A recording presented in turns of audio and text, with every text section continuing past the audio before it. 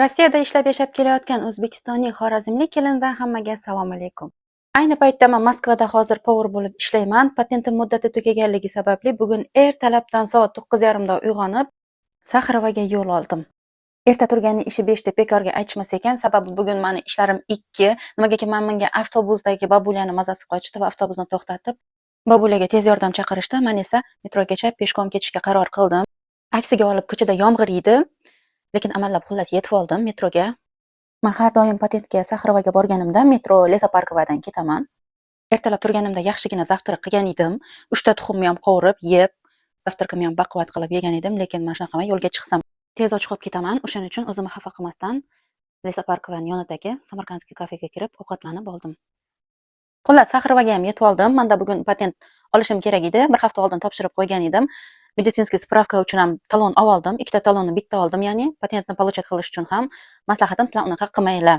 Baribir bitta talon kuyib ketar ekan, bitta pasportga bitta talon berar ekan.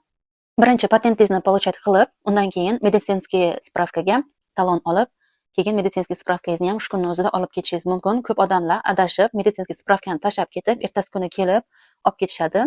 Lekin ikkalasini bir kunda olib ketgan yaxshi. Hozir отдельный beradi, avvalgiday patentga qo'shib bermaydi. Qaranglar, bugun qanaqa odam ko'p Saxarovada. Bugun dam olish kuni, subbota, ya'ni shanba kuni. Hamma patent olishga kelgan. Boshqa zallar ham shunaqa odamlar bilan to'la. Men 2016-yildan beri xo'jayinimning yonlariga kelib ketib yuraman Rossiyaga. Hozir mana bu yerda bitta manzarani ko'rib, yig'lagim kelib ketdi. Bolalarimni O'zbekistonga tashlab kelganman qaynonamlarga.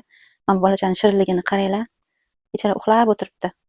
Menga o'xshab farzandlarni O'zbekistonga tashlab kelgan opa-singillar, Alloh panohida bo'linglar har doim.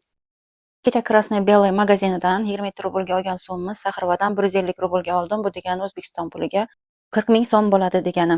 Xullas, очередimni 6 soat kutdim. 6 soatdan keyin patentimni olib, медицинский spravkamni olib, uyga yo'l oldim. Oxirigacha ko'rganingiz uchun rahmat. Ketkizgan vaqtingizga rozi bo'ling. Musofirdagi yurtdoshlarim, Allohga omonatsiz. Videoga like bosib, obuna bo'lib qo'yishni unutmang.